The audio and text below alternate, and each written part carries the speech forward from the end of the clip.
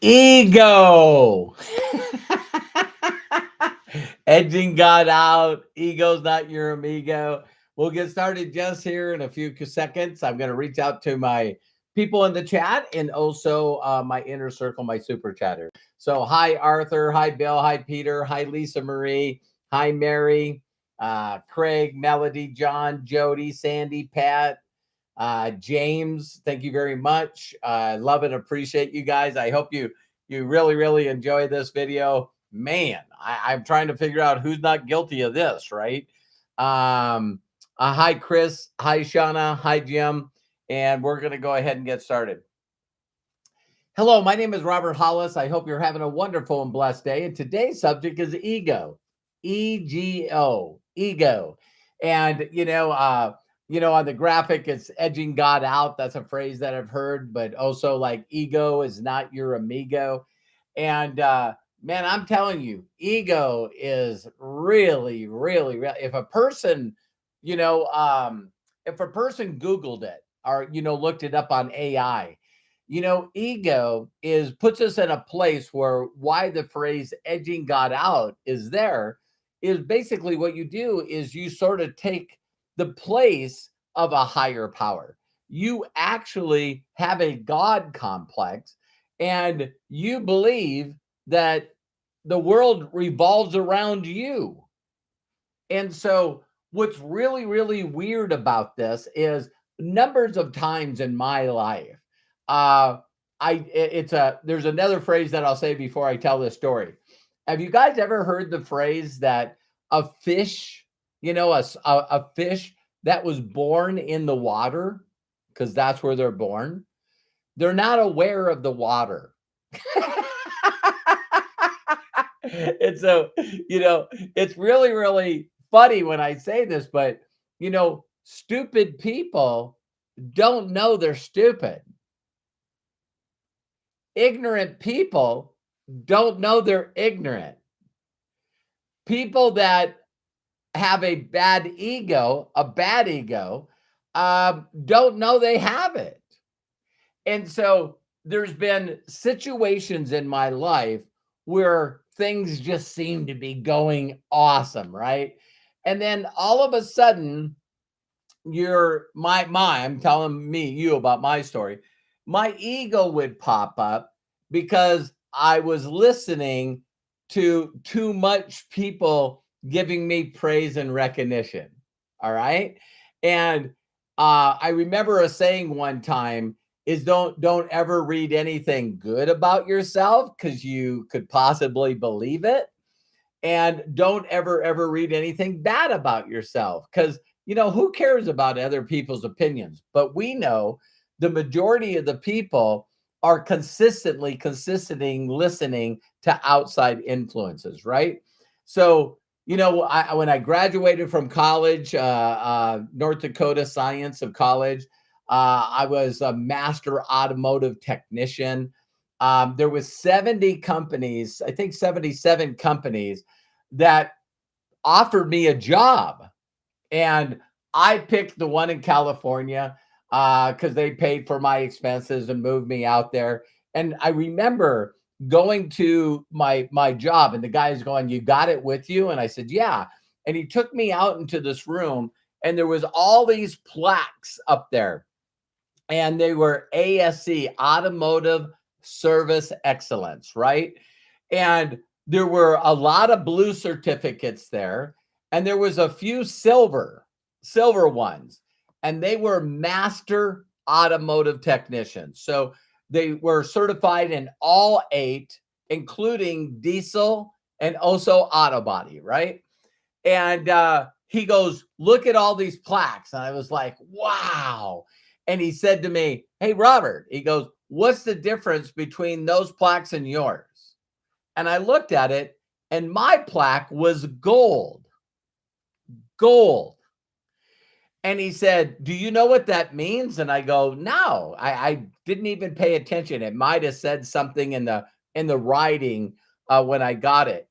But I scored a 98 percentile on every test I took. Now, Before you go, oh my God, Robert, that's amazing. There was a person that had a major influence in me in my in college, and his name was Mr. Bitts. And he not only thought it was funny that I was taking auto mechanics while I was driving a Vega with a Corvette V8 in it. and, and he asked me all the time, he goes, "You did you build that race car?" And I said, yeah, I built everything. I built the motor, everything. He goes, "Why are you here?" And I said, "My uncle, I get to see him once a year. My uncle told me that I can be good at something, but if I had a piece of paper, documentation beats conversation, that other people would acknowledge me and they would pay me more for that piece of paper." And I listened to him. I listened to him. And so I'm married. I'm a young father.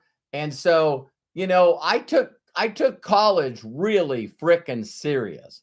And so since Mr. Bitts seen that I did, he told me, "Robert, listen, there's these tests that you can take, and they're called, you probably not every, but most dealerships that you guys go to, you not only will see the ASE, automotive service excellence, but then you'll see the gear below there, and the gear is either blue, silver, or gold, and that means that place of business has a master automotive technician in it."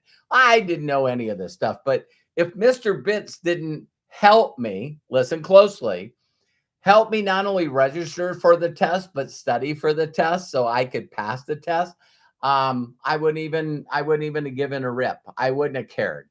So that guy really set me up. That teacher really cared for me, and I really worked to the best of my ability. So now I go out there, and I look back at it and I wish he wouldn't have told me that. I wish the guy that I was working for, he goes, "You're a master automotive technician. So we get to change our sign. We get to put a gold gear on there. We're hanging your plaque up here. And we get to charge more money because we employ a master automotive technician." And when he said that to me, it was like, da da da. It's like, put on the shield. I mean, put on the cape. I told people, like, man, there is no way that I felt like my head could fit in there. So here I'm 22, 23 years old, and I'm making more money than virtually every mechanic there that even had years of experience on me. And so as soon as I started taking some of the tests for Toyota certification to work at the largest dealership in the world, all of a sudden, people started talking about me. "Oh, that's the guy. That's the guy. That's the guy. That's the guy." And I let it all get to my head, man. The next thing I knew, I'm working at Toyota Research and Development. It's called TRD, and I'm helping with off-road trucks for Roger Penske. Not, I mean, Roger Mears, Rick Mears' brother, that won Indy races for Roger Penske. And so I'm hanging around these race car drivers, and I'm telling you, my ego is just, ugh. You know what I mean? So I wasn't really a nice person to begin with, but now I'm a know-it-all. I know everything. It was crazy. And so what happens is that I kept going up the ranks and kept going up the ranks and kept going up the ranks until you guys have heard my story, where all of a sudden I'm around a group of guys that are really, really good. We're figuring out a Toyota van, why it was losing control, because it was front wheel drive. The motor was in front and the drivers are in front, right? Of course. And so it had bad braking. The back end would slide out from underneath it. And so we pulled the tires off. The van starts to slip on the hoist that held it up. And I tried to stop it, and it pinned my back against my toolbox. It hyperextended my right leg all the way to the concrete floor, and it almost amputated it. And so in a split second, I'm in shock. They call 911. I'm in an ambulance. They take me to the emergency room. And all I can remember is a doctor coming in. He touched my leg and he says, "Wow, your pants are like a tourniquet. All your internal bleeding and stuff in your leg, it's like a tourniquet. We got to go in and do surgery, to stop the bleeding so you don't bleed to death." And I'm going like, "What?" And he looked at me and he goes, "Are you a Toyota mechanic?" And I said, "Yeah." And he goes, "Not anymore." And I'm like, they're putting me under, and I see a guy that's I look at as someone that knows what they're doing. They're a doctor, and I'm like in my mind going, "Wow, that's that's my identity. That's the that's the only thing that I know. And now I can't be a mechanic anymore." I'm like nobody. And one of the things that's very weird, if you notice how much we wrap our identity around what we do or around what we're good at compared to average people. So when people walk up and go, "What do you do for a living?" "I'm a mechanic." No, that's not what I said. So, there's not only a mechanic, right? But, there's people that work on cars. See, you'll notice that, as your ego grows, so does your description of your identity, right? So if someone said, "What do you do?" And I go, I work on cars." No, I'm a master automotive technician with a degree of automotive engineering from the number one tech school, working for the number one dealership in the world of every make and model. That's who I am. And if you guys really watch when you talk to people, they'll use words and title. "What do you do for a living?" "Oh, I'm a global expansion leader, for blah blah blah company." It's like how do you fit all that on a business card, right? And what people don't realize is that, well, I'm an entrepreneur. I'm an entrepreneur.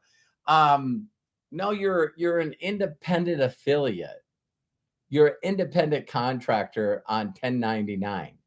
Um, do you own the company? Yeah, I own my company. Um, so if I work for you and I get a check from your company, it says Hollis organization. Um, no, no, no. What are you talking about? Well, the checks say My Daily Choice on them. They're actually direct deposits that go right into your account. So you own My Daily Choice? No, no, no, I don't. Well, why are you saying you're an entrepreneur? Why are you saying you're a business owner expanding your business?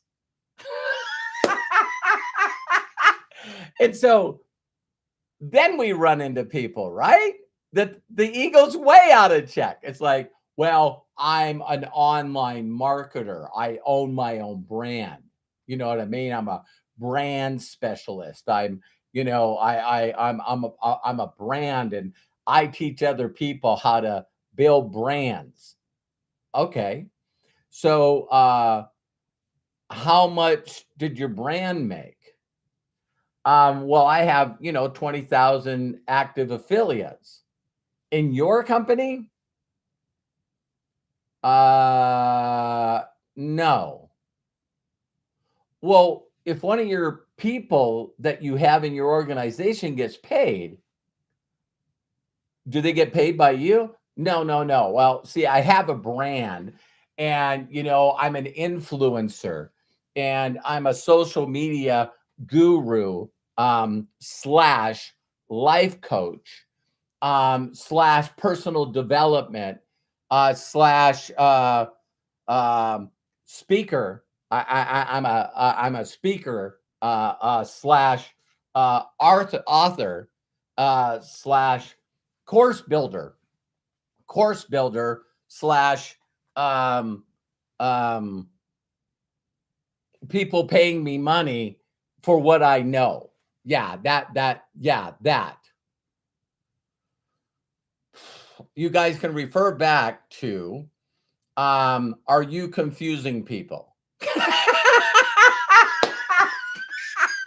It's like, oh my God.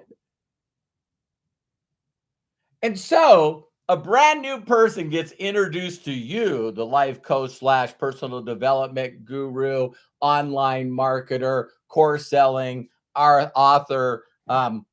What the hell?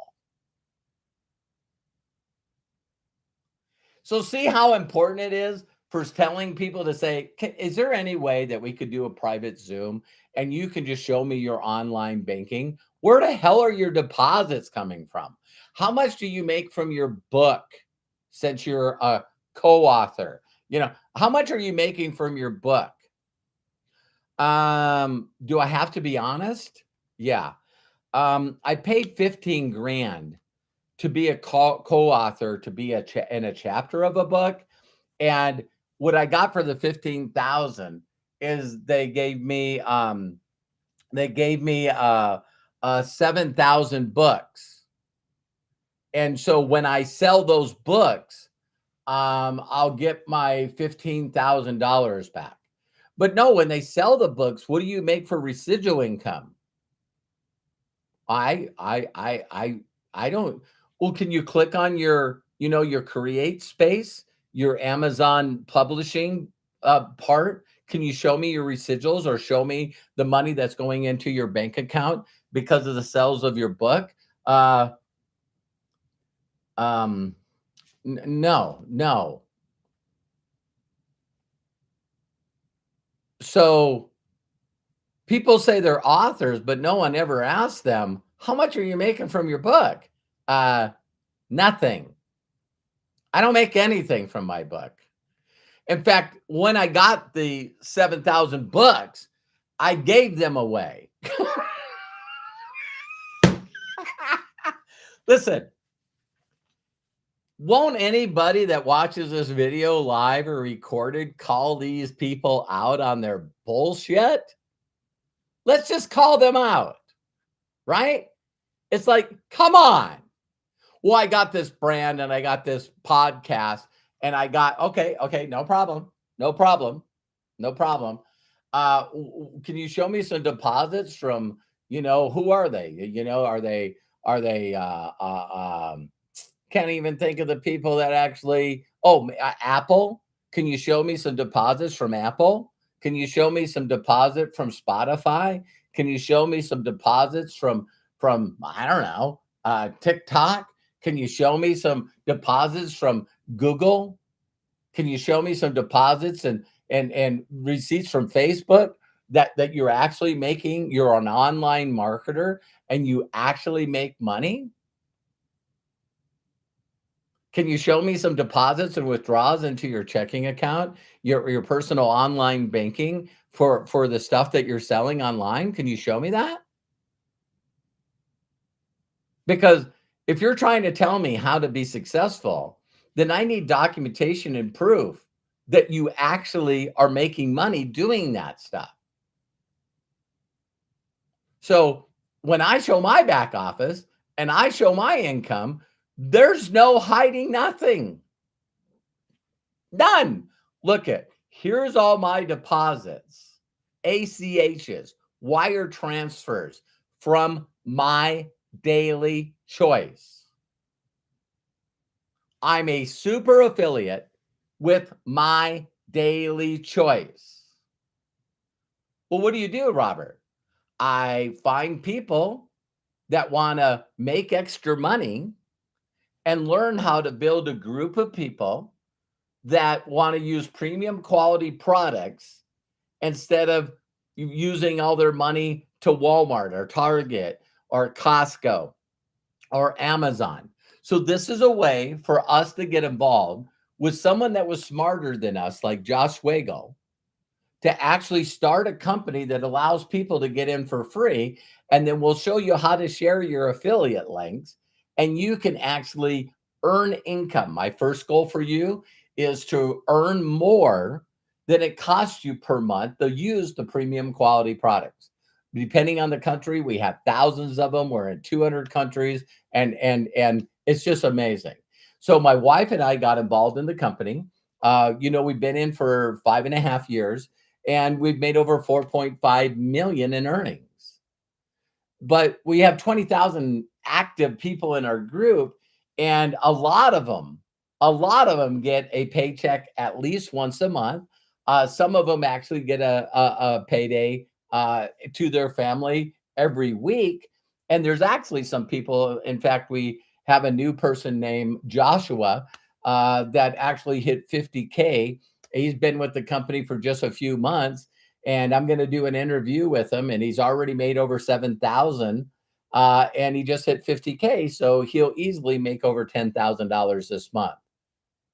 And so I have a number of people that work with me that make a full-time income so they don't have to work with anybody else. But I just shared with you my income, but to be brutally honest, most people won't do anything. Did you know that you could be a free affiliate with Facebook? You could be a free affiliate with Amazon, Walmart, CVS store, pharmacy store. I mean, American Express. You can be an affiliate with Apple.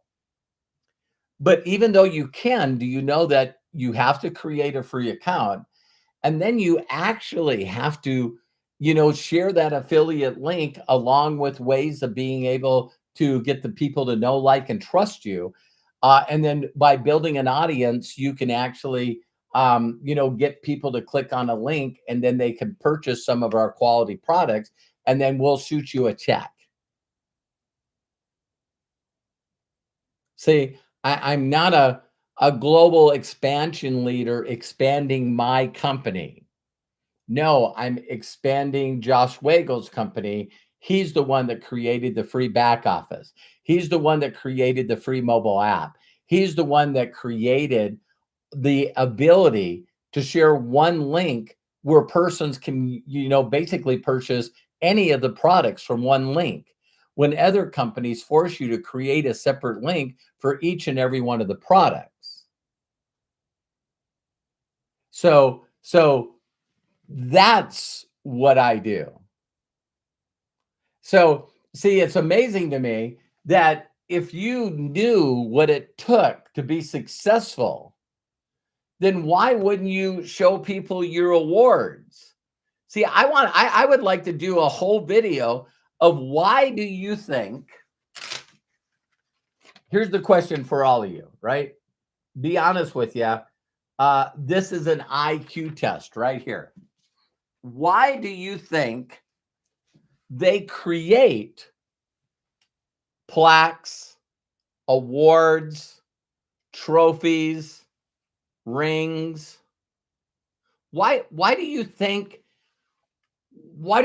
they create these? So when you see Shaquille O'Neal, he just took all of his rings and then he built one that looks like it really does look that big, you know, and it's his Hall of Fame ring. Why would they create these things? To separate the people that know what they're doing from the pretenders, the posers, the schemers, the scammers. See, there's reasons that they create these things. And then here's the other funny thing. Can you imagine actually winning a trophy or an award or a plaque and just don't display it? Don't ever show people that you got it. Don't show people your current ones. See, people talk about, hey, back in 1987, I got involved with a company called NSA, and I went to, Pac 10. I went to the top of the company, back in 87. Um, I, what'd you do last month? What did you do last month? Did you help any people get ranked last month? Oh, yeah, last month I had 47 people rank in my group. 47 people. Two of them that went 25K, where two of them will go 50K this month. In fact, Joshua just did it. So yeah, that's what I'm currently doing. The current awards. So when your ego is so far out there that your income keeps dropping and your income keeps dropping and your income keeps dropping and your income keeps dropping to the point where you're humiliated. If someone really knew what you were making. And so now you got sort of like the imposter thing. You're so worried that other people are going to find out that, you're hardly making anything. You're at the point where you got to go back and look for a full-time job because you won't go back to work and do things that have been proven in this industry for 150 years. So if there's companies and people out there that are still making millions a year, and they got people in their group that makes millions, then that's what you need to follow. But if all of a sudden someone's a superstar and then all of a sudden they disappear, why would you be a superstar and then disappear? Do you guys know where that happens in any other industry? It's pretty weird, isn't it? It's like when you're no longer a good fighter, you get in the ring and you get your ass kicked. And then everyone says, hey, dude, it's about time to retire. That's embarrassing how fast you got your knocked out. Okay, I need to retire. And then I watched people like Wayne Newton, which was on the Today Show this morning. And I think they said that he's done 50,000 events. Oh my God, he's 81 years old and he just signed a new residency, I think at the Flamingo or something. It doesn't matter. But if you can't bring a crowd and you can't sell tickets, you don't get to worky anymore. So when people have an ego, which I've had an ego multiple times, the one I'll leave you guys with is really embarrassing. Super, super, super embarrassing. Because I became number one. It's where's the trophy? This one right here. This one here. So this is for being outstanding regional vice president of a company called ACN. So the owners in that company were people that I actually taught.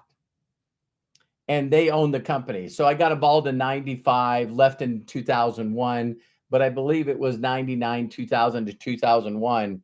I was the number one RVP in the world. They didn't even have super regional vice president then. So all of a sudden what happened is I was doing some stuff using the internet. And there was one of the owners that didn't like people using the internet to build the business. And so he constantly would attack me. He goes, you're using the internet. That's not allowed in our company. There's actually companies, believe it or not, that still don't want you to use the internet. And I would just tell him that he couldn't prove it. So long story short, in 2001, I show up at an event in Atlantic City. And they had what was called the Circle of Champions, right? Now, my ego is out of check. I'm number one when they give away awards for the month. They give away awards for who got the most customers and also who got the most recruits. They called them team trainers, and $500 to get involved. And I not only was number one every month of the year, but I also was number one in customers and also number one in new recruits. So then when they did the 3 months, they gave away awards for per quarter, and then they gave awards away for overall year. And I walked away across the stage every time as number one. So sometimes I come across in the videos about telling you guys, uh, you know, I documentation beats conversation. That's all I'm going to tell you. So they also had what was called the Circle of Champions, right? And Circle of Champions were based on income. So the top 10 people in the company were the 10 Circle of Champion members. And so got all those awards on Saturday. And then Sunday, they mentioned the Circle of Champions. And they didn't say my name.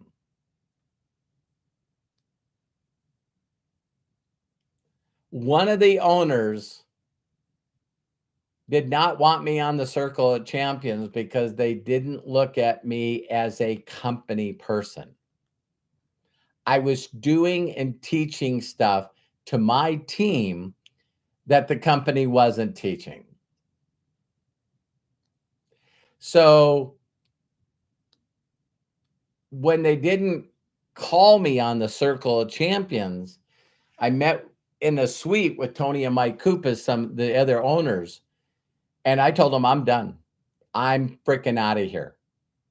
They go, "What are you talking about?" I said, "I'm done. I'm done." And I sold my distributorship to Tony and Mike Koopas for $1. And I walked away. Totally walked away from my group. I put my family in a bad financial situation for 5 years because one of the owners of the company didn't want to recognize me in the Circle of Champions. And I thought, everybody knows that Robert wasn't put on there on purpose. And I just wanted so much approval from everybody. And I wanted so many pats on the back from everybody. And the more I became successful, the more that I wanted other people to give me recognition and praise for being so freaking awesome. So I'll leave you guys with this. When you have people that have egos that are know-it-alls, and it's sort of like my way or the highway, and they really don't give a rip about anything other than you producing.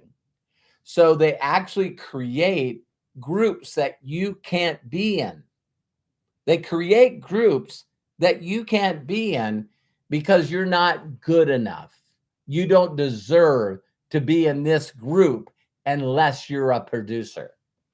And then they create contests where the only 1% of the people that win it. So the average person doesn't get to win any contest or any promotions because it's all based off production. So number of times I've allowed my ego to not be my amigo. And a lot of times I've allowed my ego to not be open-minded to learn from other people. And this is just my philosophy. When things are not going good for you, when things are really, really not going good for you, and it doesn't seem like anything is working, it's your ego. It is flat out your frickin' ego. Because You're demanding of the people that love you. You expect them to do A, B, C, but you don't deserve respect. You want respect. You want people to give you approval when you don't deserve it. You want people to mention your name when you haven't done frickin' anything to get your name. The ranks are set in stone. You don't become a 1K and the company doesn't recognize you. They automatically update your back office. And if your upline and everyone around you were idiots, you could actually create your own graphic and upload a picture and share it on social media. It's an equal opportunity. So when people don't produce and then they feel entitled to the same praise and recognition that they once had for producing, but now they're no longer producing. So now what it does is it does this spiral effect, right? Because they now believe that everyone knows that they hit a high position, but now they're making a low position. And they're so worried about other people finding out. What are other people going to know? What are other people going to know? What are other people going to say? What are they going to do? That the company keeps giving you chances until you don't produce. Then they stop putting you on stage. Now you're not speaking on stage. Then the next step that happens is you hear about an event like Cancun, where you actually have to earn the right to be there. And you're not there. Why? Because you can't be there because you didn't qualify to be there. So then another event shows up and you know you're not speaking. So then you tell your whole entire group, yeah, there was something happened. You make up a lie and a bullshit excuse for not being there when your team is there. The next thing is an exit from the company. Because you allowed your ego to mess it up so bad that you're not willing to humble yourself, figure out and talk to other people for help, become coachable, and start over. Stop doing all the stuff that's making you broke.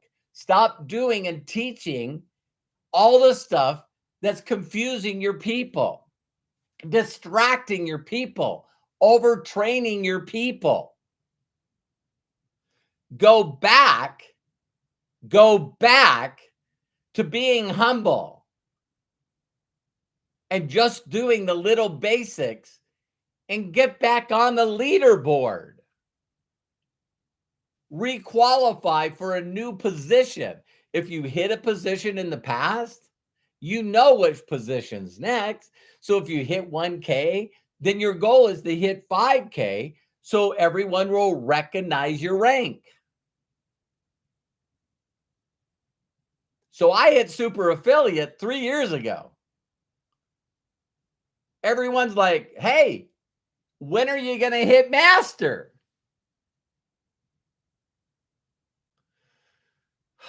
Yeah, I gotta get that done. No excuses, just get it done. So how many people do you guys think, listen closely, if you were a person that was an achiever and now you're not an achiever, do you think that you would let your people know? Like, hey, one time I was a 500K, but last month I was a 25K. At one time, I made $70,000. Actually got a 7-figure plaque. I was making $70,000 a month. But last month I made $4,000. See, that story is never going to come out. The story about, back in the old days, I was a one-hit wonder like Milli Vanilli. I was a one-hit wonder. And, I got an award one time and then I haven't done any music since. How many one-hit wonders do you guys know? And in this industry, people can hit a position and ride the praise and recognition of that position and not be open and honest enough with you guys to let you know where they currently are. So then everybody just keeps doing what they're doing, but you can sort of tell that their ego's out of check because they just keep doing training and more training and a new training and another training and then promoting another trainer and then promoting another trainer and then promoting another trainer and then promoting another trainer instead of showing rank advancements, right? So now I'm going to get this, network marketing trainer to train and this network marketing trainer to train and this network marketing trainer. Then I'm going to promote this book and then I'm going to promote this course because you can tell they'll start doing a lot of outward promoting because they cut a deal with that person to make a little bit of money off every course or every book or everything that's done because that's the way they're making their money now instead of posting new rank advances. Ha ha. So if your ego is not your amigo, if you're edging God out, things are not working in your life. It's really simple. All you got to do is get rid of everything you're currently doing, totally unlearn. You know what they say, the illiterate of this day are the people that won't unlearn everything they're doing. Relearn from someone that's documented, that's teaching other people how to be successful. And they won't just focus on doing those things. One other thing, if you're not the person that's making the income that people do, you could always tell when they're egos because they never introduce any of their new people to someone that's documented. So what they do is you hear, well, I've talked to a lot of people and I brought in people and really I've never met them. I talked to a girl yesterday that told me she was embarrassed to work with me because she didn't want to make her upline upset. And then she found out that she was in my group. Think about having your ego so out of check that you think you're the deal so much that you either lie about who your upline is, or worse yet, you won't tell anybody who their upline super affiliate is. That's when you know you're really messed up because you don't want anybody learning from anybody that's documented.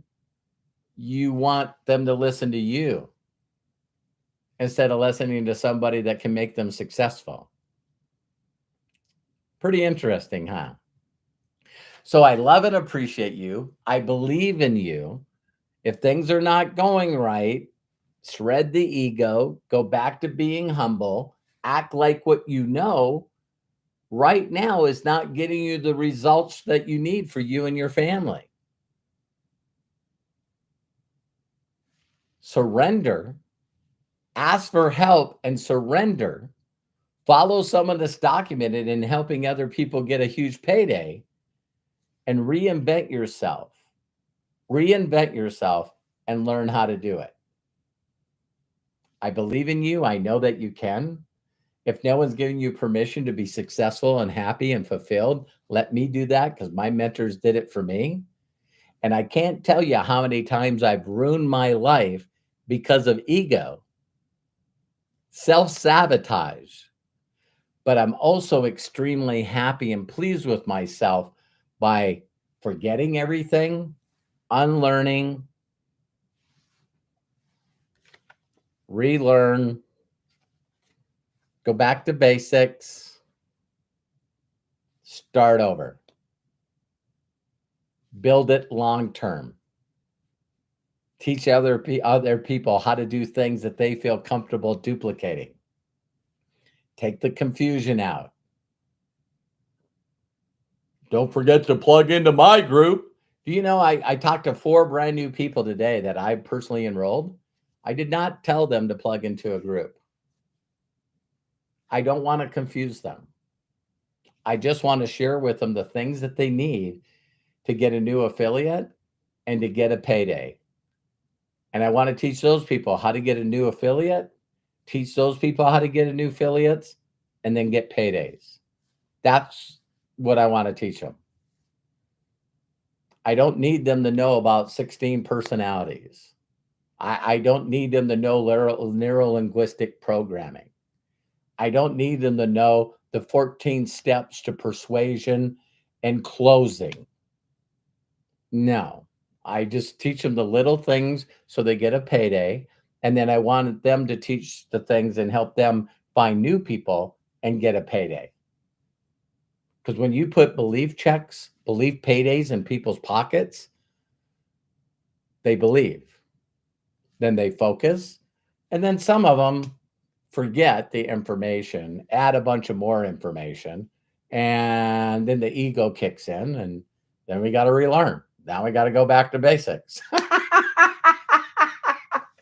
So again, I love and appreciate you so much. Thank you so much to all the people that were on, and please share this video with people. Do it in a nice way. Don't say, hey, I just was on a video for 46 minutes and Robert was talking about you. Don't do that. Don't do that. So find a way to share it with them so they can learn to strip and ask people, why are you doing that? Why do you do that? Why do you do that? Why do you promote that? Why do you plug them into this? Why do you do this? Why do you do that? And you'll find out that they're doing it because they want to be the person with the ego that has all the answers, that has all the, listen, I'm gonna train and Zoom my people to death. Because I love hearing myself speak. I'm so impressive.